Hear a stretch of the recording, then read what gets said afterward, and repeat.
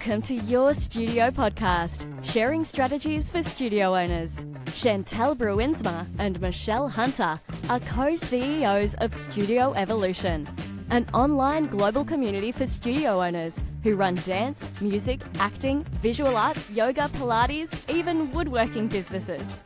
Over the last decade, they have transformed the lives of thousands of studio owners, helping them to create wildly successful and profitable studios, giving studio owners the life of their dreams. So welcome home, grab a cuppa, let's get started. You look so dreamy. I look like I'm in a morgue.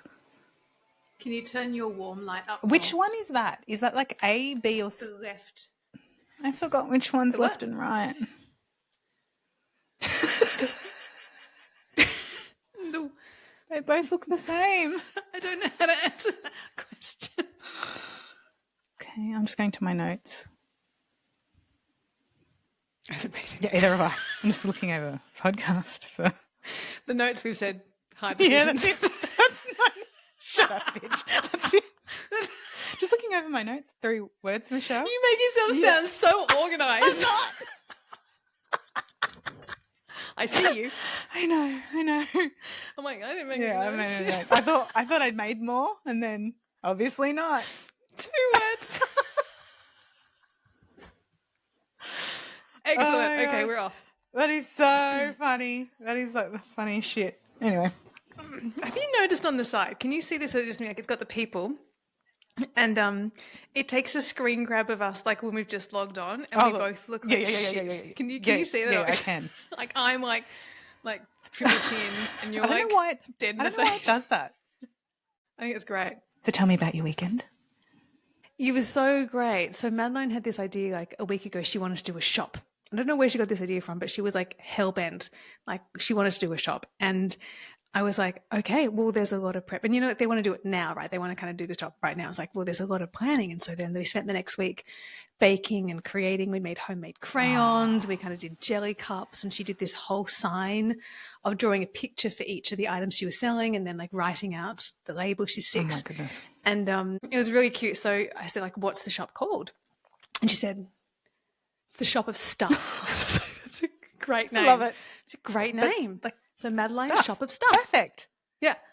So then I texted all of our friends in the neighbourhood and said, Madeline's doing a shop of stuff. You're invited to Madeline's Shop of Stuff, and we're selling crayons and jellies and cupcakes and cookies. And she went through her toy room and kind of got a whole lot of toys and put them in a basket, and she sold them. And she made little glitter butterfly kind of magic fairy bottles and so just adorable stuff, right? Loom bracelets.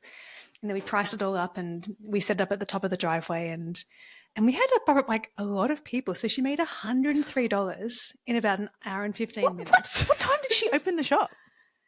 So it was 8:30 till 10:30, but we actually sold out by 9:45. Oh my goodness. But what was so interesting was seeing the dynamic between my 2 girls as well, because Madeline is super creative and just very observant. And Delilah, the 3-year-old, is just very herself, very herself. And Madeline's there kind of, watching people come, and she'll go up and she'll kind of really be attuned, oh, you could see this and here. And then you got Delilah, 3-year-old, just walking up to the strangers walking down the street saying, do you want to buy something from my shop? We got cookies. We got cupcakes. Do you want to buy something? Absolute salesman. Just so I was saying to you two, I was going to say, that duo is magic. Madeline's so creative, and it was very interesting. Trav and I were talking about this, and we were saying to Madeline, do you know that you're actually come from a family of entrepreneurs? Mm-hmm. Your grandparents were both entrepreneurs, both your parents entrepreneurs, and we've all had our own shop of stuff. Daddy has a shop of stuff selling golf. Mummy has a shop of stuff helping studio owners. And what I kept saying to Madeline through the whole process was see how easy it is to make money. Yeah. See how easy that was. See how fun. You just created something, and then you offered it to people, and they wanted it, and that's how you got to make it. And because particularly working with so many clients like we do, there's a lot that we have to do with money mindset work, and all of the kind of the old stories of money doesn't grow on trees, and all of the kind of scarcity that we grow up in families. And it was she's 6, and just being able to put messages into her brain of like, this is a core memory. It's easy to make money. It's easy to make money. You just get to be creative and invite people in to your shop. So powerful that Trav and I are like, yeah, this is what it's about. 100%. And it's a gift. It changes there. It changes there because we're all holding those stories in our head. How amazing. And yeah, it's been really special. And has she spent it? Yeah, within 4 hours. Amazing. Yes. We were at Kmart within 4 hours, but she knew exactly what she wanted. She was very clear. And I love that. She bought a double pram, a double stroller that had for kind of her two dollies, and she has taken it everywhere. Like it goes next to her bed. It's parked next to her bed. That is so at beautiful. Nighttime. Yeah. And then the stroller comes to the park. The stroller comes to the dinner table. She's in. So cute. So sweet. Love it. Long may the dolly era last. Forever. Hello, everyone. How are you? It's Chantel and Michelle here, and this is our final episode of the season. We've arrived. It's a big day. It's a big day, and this season has flown, hasn't it, Chantel? Yeah. Oh my gosh, I've had so much fun. I've nearly wet myself more times I'd like to admit. Yeah, if we could go back through all the tape, I think there's probably more tape of us talking and laughing than the actually edited podcast. Yeah. And so we would love to know what you think. We get emails all the time, but we got a lovely special one this morning and saying how Alison just loves listening on her commute and that it gives her that like studio owner solidarity. And I thought that was so beautiful. And so if you are willing, friends, we would love to hear from you. Would you please leave us a review if you've enjoyed this and what you want more of? So thank you for taking the time to do a review of our program. It makes a huge difference to how we go, and we appreciate you greatly. Yes, we do. And today we're going to dive in, we thought today would be a bit more vulnerable, didn't we, Chantel? We're going to share something we thought we're going to see out the season. We're probably going to give you a bit more of a glimpse into something that happened to us recently. And today is about making those hard decisions, not only in business, but how it also transfers to personal life as well. For sure, hun. For sure. We're going deep today. So it was a few weeks ago, I came to Michelle and we were booked to go do an event in the US, a live event, and we had lots of clients booked and kind of ready to go, and airfares all booked and catering all booked and room blocks all paid for, and we'd done this big thing, and there was this just in my tummy, there was just this big feeling of like, I don't think you should go. And the reason for that was that Michelle has had some extremely significant medical experiences recently, and I'll let you kind of maybe go from here, Michelle. Yep. But I had to come to her thinking like, we've got to make a hard decision here, and so like I'll let you fill everyone in what was the context. So we as Chantel said, we had a big US event booked in Atlanta, and it was so exciting because it was like the first time we were returning to the States in a really long time and going back to Foxhall in Georgia, and we had so many previous clients that we were getting to see and new members in our community that we were connecting with, but in the midst, goodness, Chantel, how long has it been even since last surgery? It's been like the last 4 months. I got given some really surprise news and, studio owners, public service announcement, don't forget your pap smears, if we can say that. But, we can. Good. If there's anything that comes out of this, it's that and that awareness. And they found in a regular checkup that got escalated that I got diagnosed with a really rare form of cervical cancer. And I was, God willing, I had the most amazing team, and I was actually told this news, and I was in surgery within like a week or two, Chantel. We kind of just like moved everything, and that happened. And I got really amazing results. So it's quite okay for me to talk about now. Looking back, I had really clear margins. The surgery was really successful, and I wouldn't have to have any further treatment if I had a complete hysterectomy and quite quickly. So that all kind of factored in, but I think in my normal kind of mind, you would like, Michelle, how are you going? How are you feeling? Let's, and I kind of just powered through. And it wasn't until we kind of the pre-op appointments, and the appointment actually got changed very close to our US event, Chantel. And it didn't even come into my mind of, okay, maybe we need to make a decision here. Because I think I was so like, I'm not going to make this hard decision right now. I'm just going to continue. So I continued to plan to have this major operation and also fly to the States at the same time. And it wasn't until you kind of held a mirror up to me, I knew we had to make this really, really big and hard decision and cancel the event. And it's not easy because we knew that we were going to disappoint a lot of people. And that's difficult when you genuinely care about and you're excited to see these people you have great relationships with. And also financially, we were going to lose tens of thousands of dollars. Like we knew that off the bat, we were going to lose a lot of money by not going. And I remember just like I had this takeaway coffee and I was walking around a park just like grappling with this. And I'd had a conversation with my husband the night before, like, it's just not right. She's going to get off the plane. She's going to walk into surgery. That's not like there's so much risk. And if she can't have the surgery, there's a massive flow-on effect. I was like, that kind of feeling of what are we really valuing here and what is the priority? And we could get on that plane. You know, you and I could have done it, right? And we would have put on a great event, but you would have had such a cost. And that's the mirror that I wasn't willing to risk for you. You're too precious. You're too precious, hon. Thank you. But you know what? And I know other people listening in, it's the story you tell yourself. When you are in that situation and you know that you're going to be, you know, you have to make that critical decision, that hard decision, it's what you think in that moment is actually going to happen to what really can happen when you have to make a hard decision and in turn pivot, because that's what we had to do. We had to pivot significantly in a very short period of time as a result of that decision. And I remember like the day that we had the conversation, we kind of like, we sat with it, we kind of swung back to it. And then that time came that you were going to send the email out to all of our people who were registered for the event and you couldn't do it. Like you were just sitting there and you were like the anxiety of how people are going to respond and what people would think of you and how they would feel was you felt that so deeply. That was the weight that I was carrying. Like I almost felt sick. And I remember I was Voxering and I stayed up. That email was meant to go out like pretty soon after we made that decision. And at like 4 or 5 p.m., I still had the draft sitting there at 8:15 at night. And I just was looking at it in a blank screen. And then I think I called you and I said, I can't do it. I need help. I can't physically press send on the emails. I think it was one of the hardest decisions I've ever made within the company since being here. I took it really personally. And you know what's interesting is that, and like I had to like be really strategic in how I communicated to you. Like I came to you with like a full kind of, okay, here's what I'm thinking, like angle, and why this would be the impact. But when you're a solo business owner, you don't necessarily have a business partner who loves you and who has your back and can kind of see what you need. We're just the stoicism of studio owners. You just kind of persevere through, right? And that's so real.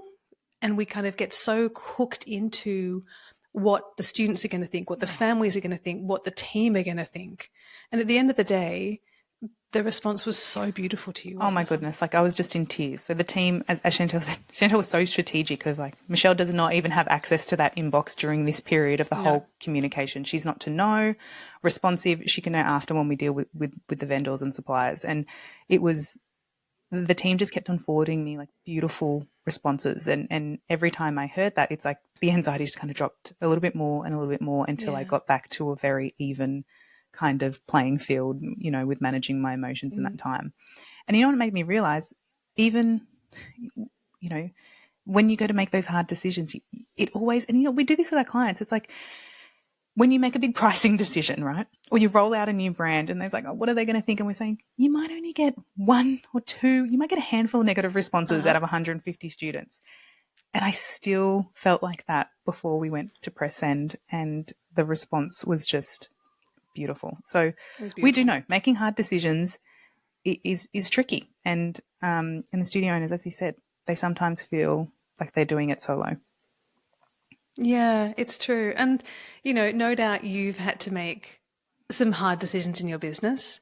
You know, I can think of other times when we've had to let go of some team members who we personally adored, like loved them, but they just were not performing in their role.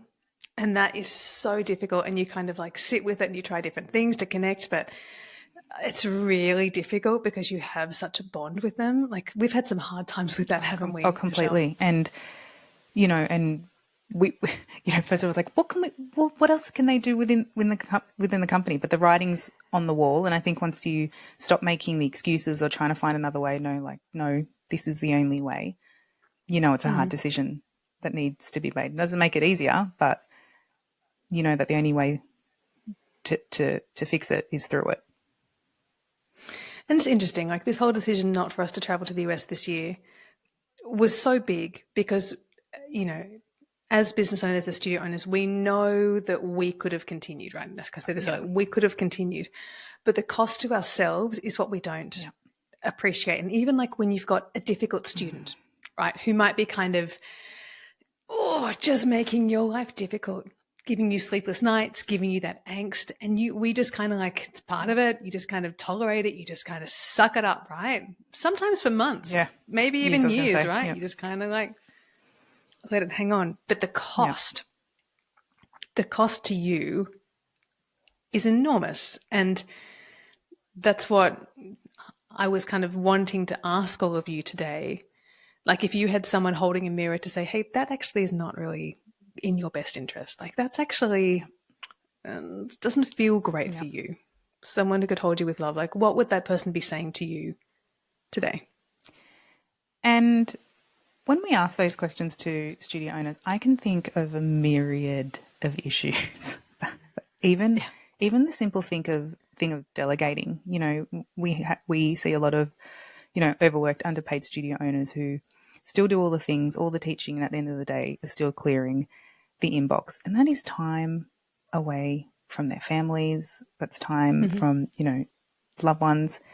It's like what hard decision could be made that day, or even in systemizing their business, that will prevent you from having those, at the end of the days and then logging back onto the laptop and checking those emails. Yeah.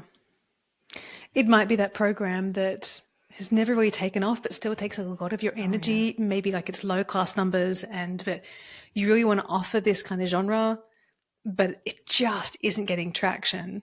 And it's that kind of opportunity cost. Like I do believe that if it's the right decision, holistically, there's a whole range of blessings that kind of come from making the hard decision, right? So if you choose to let go of that program, even though like you believe in it, right? You believe in it and you want it, but it just hasn't worked. When you get to the point of being able to let go and go, you know what, maybe this program, maybe there's another thing I could be putting my energy into. And then you let it go and people will be disappointed and you can sit in that. We can actually withhold the discomfort of that day or two where you're kind of receiving the discomfort of people. You are strong enough. You can do these hard things where you can sit in that, right? Because what's on the other side is that you have got such more bandwidth for creation. And that's important. That's important. It's so true. And when you were just talking then, you know what my mind went to? Do you remember at the recent, we had an Australian event this year, Elevate and Reunion, and we had, with our LEAP members, we had, I remember her name, bless her, has gotten away from me, but she had a hard decision about a class. Remember, she had a class that wasn't having a lot of people attending. And once we kind of workshopped that hard decision with her, the relief you could see when you said open up the bandwidth. And we also saw that with our evolution clients when we had Reunion as well. We kind of workshopped that out, and the absolute relief of making the hard decision, like the feeling is like, and then I do really believe, Chantel, when we, with studio owners, once they get over making a hard decision, they get better at making more hard decisions as they go. It's really true. Actually, one of my favorite bits of feedback we get consistently from grads is that in the past something would happen in the studio and it's like a stop sign. Yep. Like it's like it just takes over their life, and the thought of how am I going to deal with this and what are we going to do, and like it's all consuming, right? And because we're kind of working on resolution really of a lot of issues in studio evolution, like clean that up, get it done, sorted out, cleaned up, right? What was used to be a stop sign is now just a little speed bump. Like, yep, keep on rolling. Yeah, I know how to handle that. Just proceed. And what I love about what you say, Michelle, and I saw this within you, you're making the right decision. Yeah. Like there are hard decisions for sure, but you're making the right decision when you get that like flood of relief. And like that at Reunion, I remember one of our gorgeous clients, Bianca, and she'd kind of rebranded the studio, and this rebrand just hadn't worked because it had taken her away from where she'd been very successful in the past because she was trying to cater to what the students wanted. But actually the business model had morphed away from like her true heart. And so in that moment at reunion, I looked at her and said, like, what if we actually just like rebranded or unbranded? Yeah, unbranded. Unbranded, I guess, going back to the core brand before. And you could just see her whole body just like melted of like relief. And for you, like I know the days after we made this decision, it was like, it was pure relief. I remember you texted me the next day and said, how do you feel? And I said, so relieved, so relieved. So that's what it's about. Yeah. That's when you know a hard decision needs to be made. So what are your hard decisions, friends? What's the hard decision that would be giving you such relief and that we know we're going to disappoint people? But hey, that's fucking life. Like, and you're not disappointing everybody. You might be disappointing a few. And what a joy to sit in the feeling of actually this is for the bigger picture, this is actually the right thing. And knowing that it's okay for us to do what's right for us. And there's such a deep empowerment when you start feeling your worth. You know, Michelle, you are worth not smashing yourself energy-wise the day before you were going to have surgery, getting off a plane and getting back to the doctors. Like, it was just the right thing to do. And all of you have that too. So I want to know, what are the big decisions we're making, my friends? I would love for you to kind of respond to this this podcast and let us know the big decisions you're making in your business, the one that's been on the periphery for a while. Maybe it's been kind of just tapping you on the shoulder for a while now and just going, oh, it just doesn't feel good. It doesn't feel right. What is it? What's not serving my business anymore? What's not, what's happening that I'm also carrying a toll for? Because when you drop it, when you start to gently release it, a whole world of freedom opens up. Yeah. And you know what, Chantel? I think when you do make a really pivotal, hard decision, and for the studio owners out there who are thinking on this, you've probably got one in your head. I can really attest and say that once you go through an experience like that and then come out the other side, it really brings you to a new level of leadership. And, kind of gets rid of all that conditioning in your head. The show must go on, this and that. It really brings you to a new place.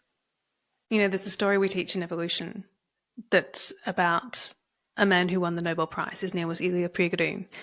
And he won the Nobel Prize in 1977 for studying the second law of thermodynamics. And I've always loved this story because it actually represents for me what you just said, like it's these moments where your leadership completely compounds, right? So second law of thermodynamics, it's kind of like the principle of like, imagine in a forest, a tree falls over and dies. And over time, over many, many years, that tree just starts to kind of disintegrate, starts to decay. And over time, that tree is going to turn into the soil. And then over time, those kind of layers of earth, that kind of compounded matter will kind of move down through the earth. And as those cells of the tree move down through the earth, they're going to become under more pressure, right? Those cells are going to be compressed and in fact heated up. It's like many, many millions of years, right? Oh, that tree from millions of years ago is going to go down through the earth and get this kind of heat and intensity applied to it as it goes down the layers. And that heat and that intensity actually kind of like makes the cells. So what he was studying was that the cells actually receive this energy, right? And it kind of like makes the cells quiver. And there comes a point where this intensity of these cells, where everything feels like, nature is just, everything's falling apart, everything's going to chaos, right? It's actually not. So what he won the Nobel Prize is that he realized that things kind of weren't completely just kind of going like this for no reason. When the cells of the tree were under pressure, they were actually ultimately reorganizing and evolving into a more complex cell. So that tree, that little bit of bark, that cell from a little tree of bark went down through the earth, got these levels of intensity, until the point where the cell looked like it was quivering so much it couldn't take anymore and you think it's just going to burst or bust. It actually reformed into a more complex cell that could handle more heat and more pressure. And that's what leadership is, friends. It's the whole thing of like that same cell from a tree went down through the earth and turned into coal. And then after time, that piece of coal was able to take more heat, more pressure, more kind of energy, and actually reorganize itself into a diamond, right? And that's what these types of experiences do for you in your business, that you can stand in this heat, in this energy where there is some intensity and you're like, I don't know if I can handle this. This is a lot, right? And then it somehow just opens up. And that's how you turn into a diamond. That's how you turn into someone who can find ease of like, this is not a stop sign anymore. It's just, you can just flow with it because you know, you trust in yourself. You have the capability to do it, right? That's the magic of perturbation. That's what he won the Nobel Prize for. And that's what these hard decisions give you in your biz. They are brutally difficult sometimes, but what's on the other side is such knowing of yourself. It's actually quite beautiful, Chantel. It's out with the old. It's no longer going to consume you, those hard decisions. Yeah, you can find more ease in it. That's what you want, right? Completely. And to not be flattened by it either. The more we step towards this, the more we can stand in this heat and know, okay, this is not an ideal situation. So what am I going to do about it? I saw a meme or kind of little video on socials the other day, and it was a doorway, and a parent of twins had like put masking tape, like two just like stripes of masking tape over the door. And the twins kind of crawl towards it in their little nappies, their onesies. And then one of them looks and just like crawls through the gap between the masking tape. And the other twin just sits there bawling their eyes out like, I can't get anywhere. I'm stuck. And it's like, that's what life is. You can either kind of find the gap and crawl through it, or you can sit there like, this is hard. I don't like this. I can't go anywhere. Exactly. Go through the hole. Go through it. Find the gap. Yep. Yeah, Chantel, there's only one way, and that's through it. Exactly just what you said. And, and I have to thank you for holding that mirror up to me. And today, studio owners, if you're listening, maybe we can hold that mirror up to you. Maybe you can share with us or send us a DM or pop us a note of what's your hard decision right now. But that was a big one, Chantel. We didn't go out of the season lightly. And, what we have experienced, even in the last couple of months, studio owners have been so generous and so open with, telling us their studio journeys and how their studios are and how they've evolved to the place they are. So actually it was a joy to share that with you all today and just the hard decision we recently made. It's probably worth letting everyone know that, so Michelle's about to go in for a very, very major surgery, but the prognosis from once having the surgery is really, really good. So she's going to be good, my friends, and she's in the best care. And really good place. And going into this knowing that coming out of the surgery, it's going to be really positive news and great prognosis going forward. So thank you everyone for all your wishes and all the studio owners who have been in touch. We love you, Han. You are very, very precious. Very, very precious to us. So this is the end of our first season. It's been such a joy. Thank you to everyone who has sent in solving your studio little voicemails. We love receiving them. If you still want to send us in one, we are collecting all for season 2. So please do jump on. You can find in the show notes the link to leave us a little voicemail, and we can help solve your studio's problems. And we're going to see you next season. Thank you for leaving us a review too. We love seeing that. And Michelle and I are going to be back for more Your Studio podcast very soon. In season 2. Bye, friends. We'll see you soon. Oh, guess who's here? Do you want to see someone quickly before we go? Yeah. Wait there. 2 seconds. It's Marley. Marley, can you hear? Marley. Hi, Marley. Hi, Molly. Let's sing her a song. Delilah said hello. Twinkle, twinkle, little star, how I wonder what you are. Up above the world so high, like a diamond in the sky. Twinkle, twinkle, little star. Okay, I've got to change this one's nappy, Delilah.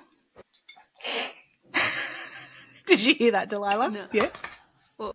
Do you want to tell Mum? What did Michelle say? I don't want to tell her. You don't want to tell me? Should Michelle tell me? I just said, I've got to change Marley's nappy. I said, she's just got a dirty. She's got a stinky poopy nappy. And then she's gone blowing raspberries. Look at how cute she is, Delilah. Look at how cute. Thank you for the nursery rhyme. She loved it. She was making noises. Molly. Say bye. Bye. Love what you hear? Make sure to hit subscribe so you don't miss an episode and leave us a review. Interested in working with us and want to find out more about how we can help you? Head to studioevolution.com/start.